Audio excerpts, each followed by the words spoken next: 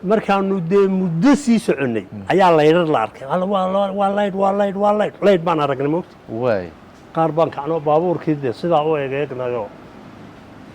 baabuurkii markaan magaalada sii gelaynay ayaa nin baa toosh shidaya saasuu leeyahay baabuurkii tooshku ku aaday tooshkii ninkii watay oo macawis xidhan iyo goshaala baabuurkii jambigu qabsaday korsuudhi soco magaalada intaanu saa u dhex martay markaa waa tuulo degmo maaha ood weyne weli waa tuulo waay ya waa tuulo haa intuu ka dhex baxay ayuu elementary schoolka oo halkaasoo kale magaalada ka xiga oo saldhig yaroo booliska agtiisa ku yaal ayaa nala geeyey waay waa 3 kalaas standard 1 iyo 2 iyo 3 markaa sanadkan 1 laba qorayo kalaaskii 1ka annagaa farfadhiisanayna waay annagaa nala geyn doonaa dee kalaaskiiba inta nala geeye baa nala yidhi ninkan markaa tooska wataa waa macallinkii awaara noogu iman lahaa oo isagana ood weyne loo soo diray cumar xuseen ibraahim allah u naxariistay waa dhaweytuu maraykan ku dhintay ninkii gabileeya buu ahaa oo nolosha iyada bar badan ku leh maasha Allah halkaasaa nala geeyey meeshii baan gallay markaan gallay dee dad kala waan daalannahay carruur yar yaroo daalan baan nahay salliyadii baanu dee dhulka ku tuuray waay in yar markaan jiijiifnay unbuu kalaasku waa muraayado annaga kalaaskayga awaare daaqaduu loox bay ahaayeen kan waa muraayado mid noogu weyn unbaa isiridda ciyaalkii daadaya yar ilaaliyo waananu baqanaynaa baqdin baanu halkaa taaganna daaqaddii unbuu saa isu taagay foodaduu sidaa yidhi sawirkiisuunbaa ka hor yimid mid kale kuxiyoriya daaqaddaa laynoo taagan yahay kii kalaa kacay gig mid baa ka hor yimid kii kalaa kacay gig way qayliyeen way qayliyeen daaqaddaa laynoo taagan yahay bug kii soo kacaba nin baa ka hor yimid gig waa kan ismana arkin wajigooda weligood isma garanayaan xageenu iska garanaynaa dee sawirkaygiiba xagga kale ka soo baxaye waa naga sawirkayagii muraayadan waxa ka soo baxaya waa sawirkayagii dee anugu daaqad sawiraanu aragnay intaanu soo boodnay baana dhagaxyaashii iskuulka hortiisa lagu qurqurxiyey de intaan la boodnay ya sida kalun baana waxba u garanayne awaara boys niman adag baanu nahay dee derbigoon baan la wareegaynaa waan soo waadaynaa waan soo noqonaynaa waa kuwa nimankii haddana way joogaan ha waxaa naga dhaadhacday shayaadiin baa taagan marka waxay noqotay inaanu dermadii soo dhiganno bannaankii baan dhigannay jaacdinka iyo waraabaha ciyaya liwamiyi meeshu dee laakiin awaaraan ka nimid oo nama dhibayo waraabuhu geelaan raacnaa bannaankaan seexannay aroortii baana lagu soo kalaayoo nala kaxeeyo maqaaxiyii magaalada ayaa nala geeyo suqaar xun iyo quraad ka soo cunayo magaaladii oo dhan baa meel halkan lagu shiriyey annagana waa nala soo leexiyey meeshii baa nala fadhiisiyey meeshii markii nala fadhiisiyey markaa wiilal yaryaroo go'guyii baan wadannaa ilaan salligii waan ka nimide guyii baan wada huwanahay haa annagoo yaryaroo wada cawlan ayaan fadhiisanayo magaalada qaar baabay faniba ku tahay ciyaalka iyagana awaare ka yimid kulligayo isku wada reer bayna moodayaan annaguna isku reer ma nihina reer walba baanu leenahay aanu u kala badnaanno reer u badnaanno laakiin cid walba waa lahayd laakiin cid walba waanu leenahay magaalada qaar baabana daawanaysa tuulada meeshii bana la fadhfadhiisiiyey annagoo yaabanoo kambaruurnade odayaashii magaalada iyo dumarkii iyo magaaladii oo dhanna waa la keenay maxamed axmed cali baa halkan ka soo baxay iyo laaroverkiisi laa ilaaha illa waa gan maxamuud axmed cali halganuu istaagay waxa la socda markaa maxamed jaamac urdoox ha magaaladii bay la hadleen markaa af qabiil bay kula hadleen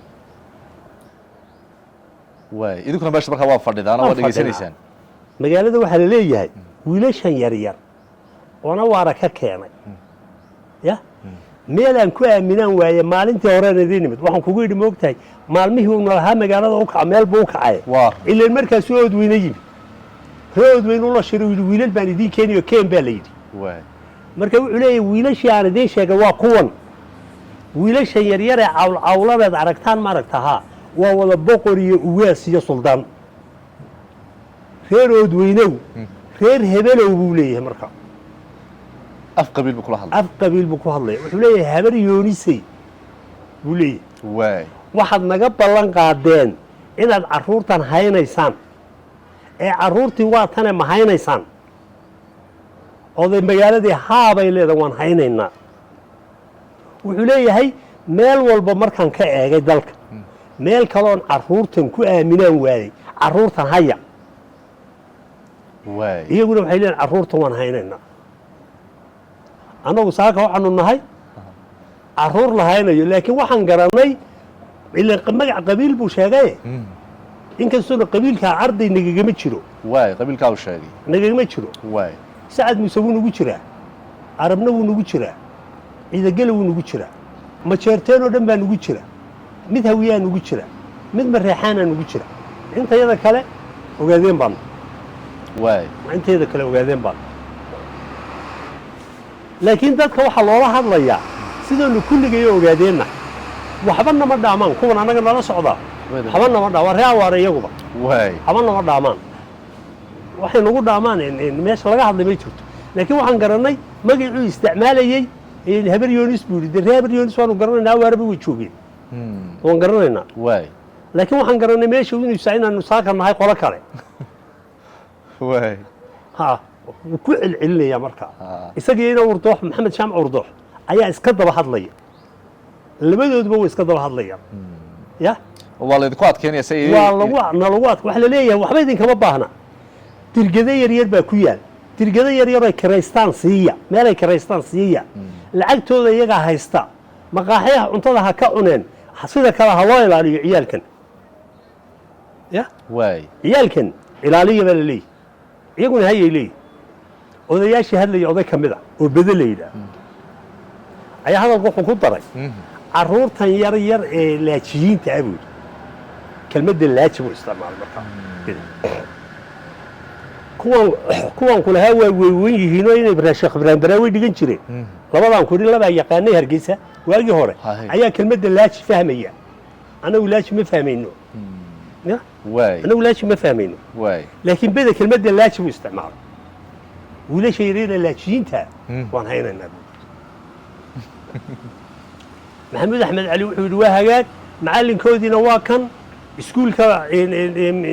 elementary iskuulka headmasterkii baa jooga macallimiintii oo dhan baa jooga kii annaga gaarka noogu qorraa baa jooga waxaa la yidhi ciyaalkaa la dejiye markaa waxaa la yidhi ortoo salliyadii soo gurta salliyadayadii baan isku soo rar ya annaga maxamuud baanu iswadaag taagaynaa moogta markaan kaa kacanoo ya maxamuud baanu iswadaag taagaynaa annaga ninkan umaan garanayna ya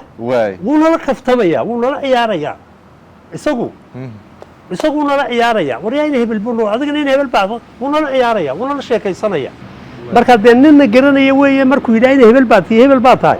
dee waan farxaynaa marka in lacagna loo qorayna garnay lacagtiina la soo siiyey waa joogto bil walba marka macallimiinta mushaharka loo keeno annagana waa naloo keenaya laakiin sidii baa naloogu keenaya 60 iyo 50 iyo 40 ayaa naloogu qaybinaya marka maxamuud axmed cali halkaasuu na geeyey magaaladii dad goba buu noo geeyey dad goba ayuu noo geeyey magaaladii aabbihii hooye noo noqotay